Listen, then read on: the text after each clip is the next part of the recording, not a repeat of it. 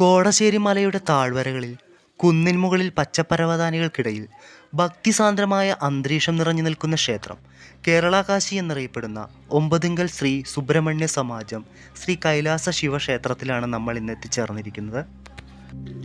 തൃശ്ശൂർ ജില്ലയിലെ മറ്റത്തൂർ ഗ്രാമപഞ്ചായത്തിൽ ഒമ്പതിങ്കലിൽ സ്ഥിതി ചെയ്യുന്ന ഈ ക്ഷേത്രത്തിൽ ശിവൻ, സുബ്രഹ്മണ്യൻ, ദേവി എന്നീ ദേവതകൾക്ക് തുല്യ പ്രാധാന്യമാണുള്ളത്. അയ്യപ്പൻ, ഗണപതി എന്നിവർ ഉപദേവതകളായിട്ടുമുണ്ട്.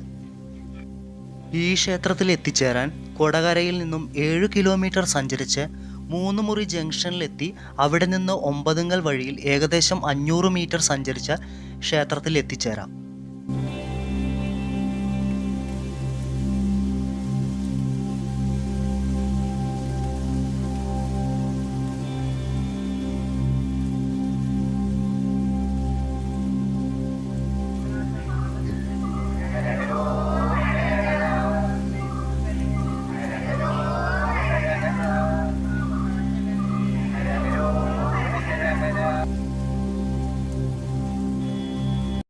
ക്ഷേത്രമുറ്റത്ത് എത്തിച്ചേർന്നാൽ താഴെയായി മുരുകൻ കോവിലാണ് കാണുന്നത്.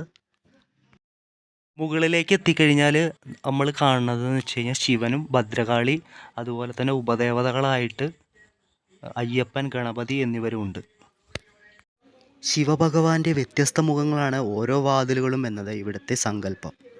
എന്നാൽ മറ്റു ക്ഷേത്രങ്ങളിൽ നിന്നും വ്യത്യസ്തമായി ക്ഷേത്രം ശ്രീകോവിലിന് ചുറ്റും പൂർണ്ണ പ്രദക്ഷിണം നടത്താം എന്നുള്ളതും ഇവിടുത്തെ പ്രത്യേകതയാണ്.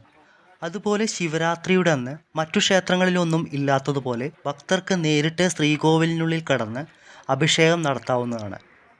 ഈ ചടങ്ങാണ് കൈലാസ ശിവക്ഷേത്രത്തിലെ സമൂഹ അഭിഷേകം. അതിനുവേണ്ടി ഒരാഴ്ച വ്രതമെടുത്ത് ആർക്കും ജാതിമത ഭേദമെന്ന് ശ്രീകോവിലിനുള്ളിൽ കടന്ന് അഭിഷേകം നടത്താവുന്നതാണ്.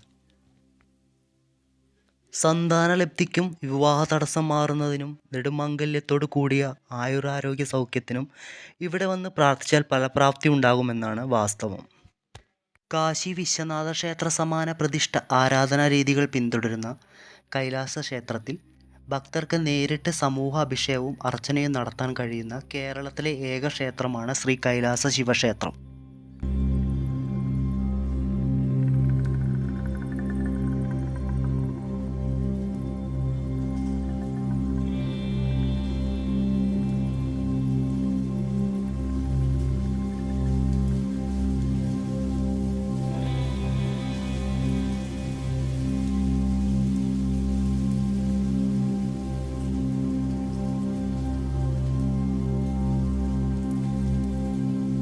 ക്ഷേത്രത്തിൽ നിന്ന് നോക്കിയാൽ കോടശ്ശേരി മലയുടെ മനോഹര കാഴ്ചയും അതുപോലെ തന്നെ പ്രമുഖ തീർത്ഥാടന കേന്ദ്രമായ കനകമല പള്ളിയും നമുക്ക് ഇവിടുന്ന് കാണാൻ കഴിയും. മലകളിൽ 9ാം സ്ഥാനത്താണ് ഈ കോടശ്ശേരി മല നിൽക്കുന്നത്.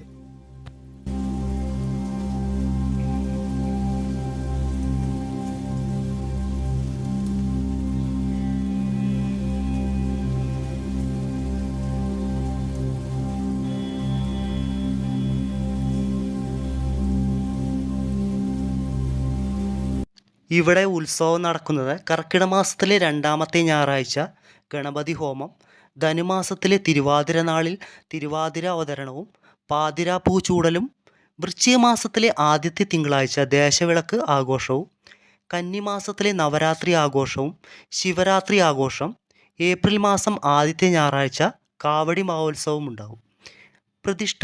പ്രതിഷ്ഠാദിനത്തോടനുബന്ധിച്ച് അന്ന് കാലത്ത് പൊങ്കാലയും നടത്തപ്പെടുന്നു.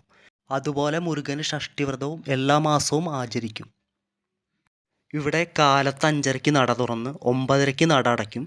വൈകിട്ട് 5 മണിക്ക് നട തുറന്ന് 7 മണിക്ക് നട അടയ്ക്കും.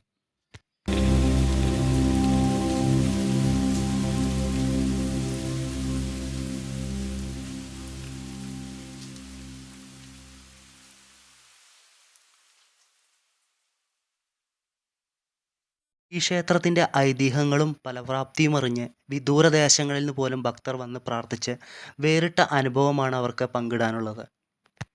കേരളകാശിയെക്കുറിച്ചുള്ള വീഡിയോ നിങ്ങൾക്ക് ഇഷ്ടപ്പെട്ടുവെങ്കിൽ മറ്റുള്ളവരിലേക്ക് ഷെയർ ചെയ്യുക. അതിനോടൊപ്പം തന്നെ ചാനൽ സബ്സ്ക്രൈബ് ചെയ്യാത്തവരുണ്ടെങ്കിൽ ഒന്ന് സബ്സ്ക്രൈബ് ചെയ്യുക. അതുപോലെ നിങ്ങളുടെ അഭിപ്രായങ്ങളും നിർദ്ദേശങ്ങളും കമൻറ്റ് ബോക്സിൽ രേഖപ്പെടുത്തുക. അപ്പോൾ പുതിയൊരു വീഡിയോയുമായി വരുന്നവരെ എല്ലാവർക്കും നന്ദി, നമസ്കാരം.